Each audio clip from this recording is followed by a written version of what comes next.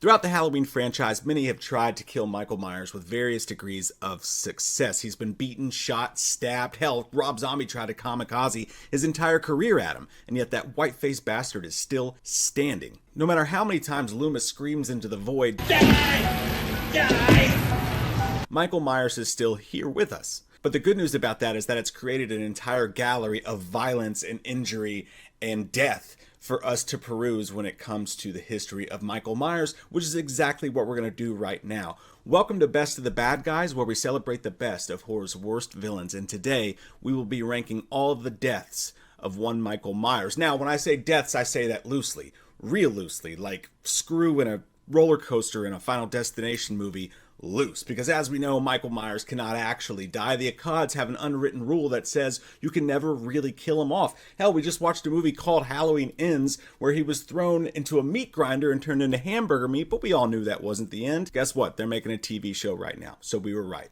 So let's just say all the times Michael Myers has been stopped in film before, ranked from worst to best. First up, last up, Halloween Resurrection. Speaking of the worst, this is an easy one. As if it wasn't enough, we had to watch Busta Rhymes punk Michael Myers out throughout Resurrection. We're forced to watch this crime against humanity by watching the Got You All a Check rapper drop corny one-liner after corny one-liner as he finishes the once feared Michael Myers off for good in the garage, then gloat about it to the news cameras.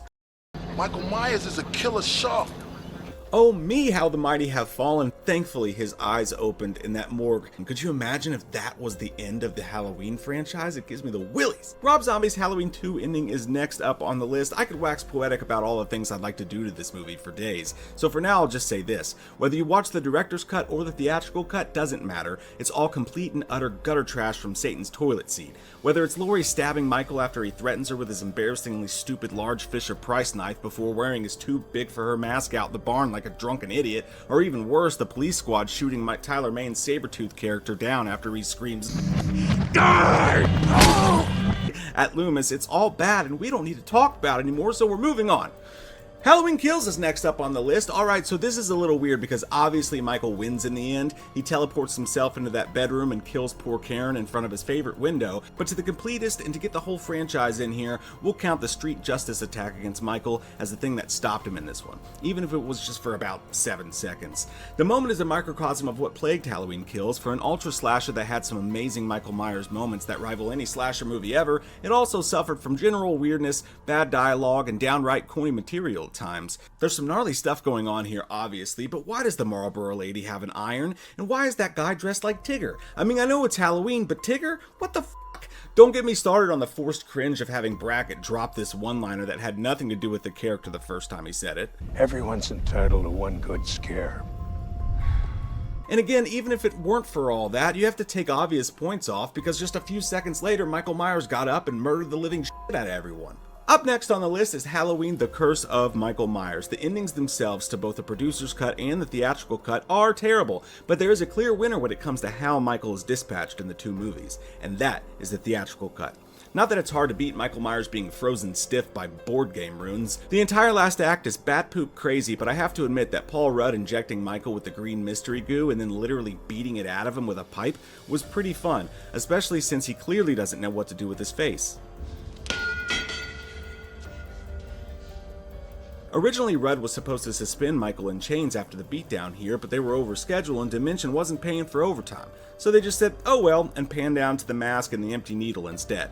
Dimension didn't give a fuck. Next up, we're getting a little warmer now, Halloween Ends. This one hurts my black little heart, because in any other franchise entry, this ending would have been far more acceptable. Michael and Laurie throw down in the kitchen hardcore, maybe a little too hardcore, considering that actor James Jude Courtney called the scene erotic in an interview, but moving on from that choice, it's a nice passionate fight scene. You get the gnarly moment of Michael Myers ripping his hand open to set it free before Allison comes in and Judy chops him, then they both open his veins and let him bleed out. Gross. Oscar-winning special effects artist Christopher Nelson did an amazing job in this scene, as he did throughout the trilogy, during both this scene and the ultimate moment where Michael gets turned into Haddonfield hot dog meat. Here's the problem. What works for a good old Halloween sequel doesn't work for a movie that they build for years as the final holy shit hallelujah octagon throwdown that's gonna be the end-all be-all of the franchise. For better or worse, this trilogy decided to really squeeze the life out of the Laurie vs. Michael.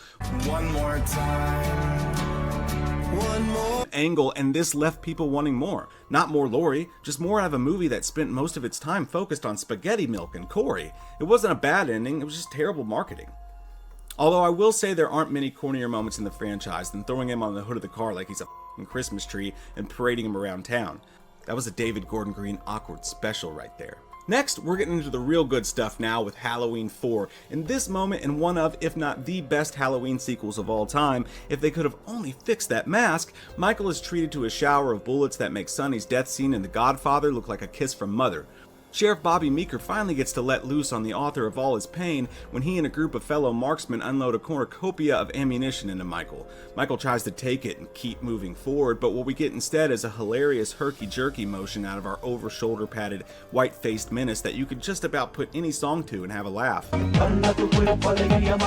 Now part of this actually takes place at the beginning of Halloween 5, where they show Meeker unload an entire bundle of dynamite in the hole after Myers, as well blowing him up, which just shows how serious they take his possible supernatural capabilities. But of course Myers escapes and floats down the lazy river into Halloween 5. Next up on the list, Rob Zombie's Halloween. I don't usually agree with a lot of the stuff Rob Zombie does, but here he absolutely nailed it. After Michael Goldberg spears Scout off the balcony, she's able to recover the really big gun, and after several empty rounds manages to pop one off point blank right in the mouth he chooses not to speak with. While the reshot chase scene that prefaced this moment went on and on for what felt like forever, the absolute frenetic energy where Scout pulls the trigger here is unmatched. Her scream is haunting, and it's just a strong, intense ending to a movie that made you feel kind of weird walking out of the theater. Like someone just got hit at the table at Thanksgiving. In Halloween 2018, it ended with the story of yet another bout of indecisiveness from David Gordon Green and a rare occurrence of a test screening audience actually saving the day. The original ending of Halloween 2018 had Michael knife fighting Laurie in the yard, Karen shooting him with a crossbow, and then Michael just slinking off into the woods to take a seat next to a mannequin. Test screening audiences wanted something more final, and thankfully we got this badass moment instead. After a few throwdown moments in a chase scene, the ladies eventually trap Michael in the basement and light him on fire. The creepy ass way Michael just stares at them with no reaction as he's turned into a supernatural hot pocket will never not be awesome. Not to mention the fact that this decision led us to one of the greatest openings in the franchise with the firefighter Royal Rumble and Halloween Kills. Next up, Halloween 1978. Look, Halloween purist, if you want to put this at the top of your list based solely on its historic status, go right ahead. I can't argue with you. It's hard to match up with classic moments like the world's most impressive singular sit-up, or the pure relief for the audience when Loomis shows up just in time to give Michael 6 reasons to die already and just leave those poor people alone. Then there's the eerie moment where we look over at the grassy knoll and realize he's gone. The evil is gone from here, and holy shit, is that guy... is he supernatural?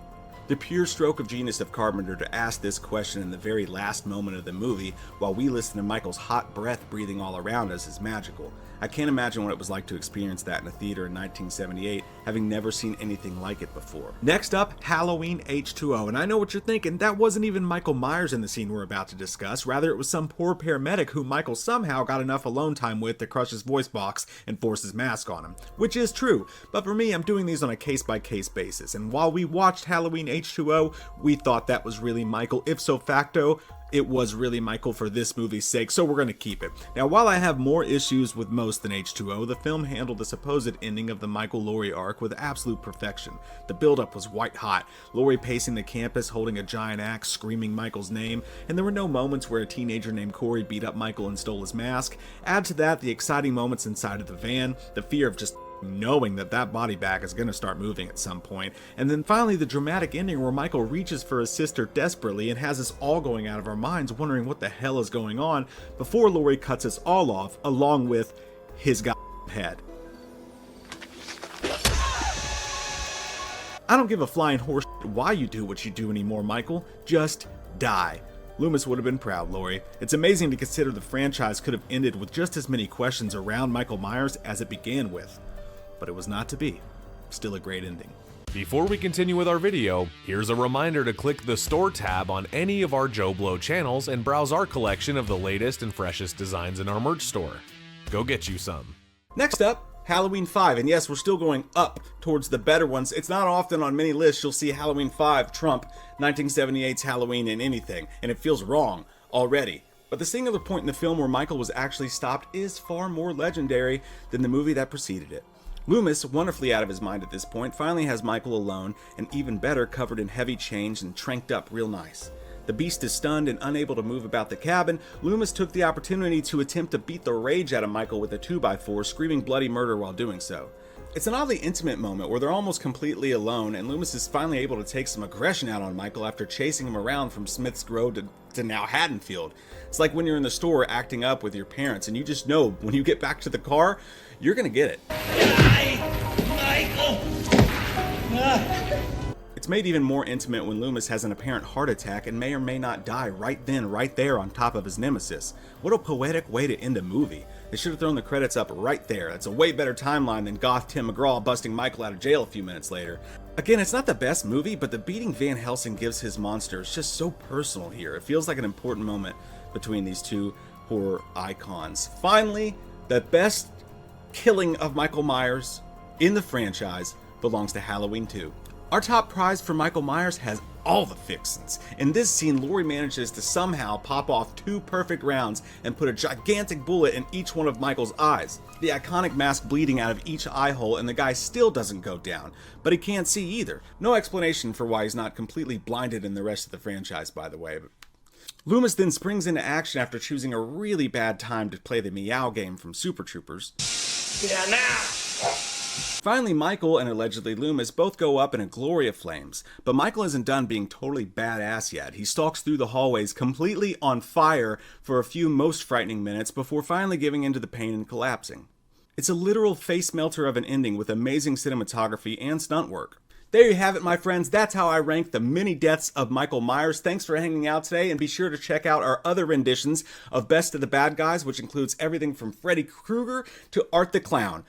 Hope you guys have an amazing day. Thank you for clicking on our video, everybody. If you like what you saw here, please make sure you like the video and subscribe and share with your friends who like this sort of content. JoBlo was created by movie fans for movie fans, and we appreciate your support.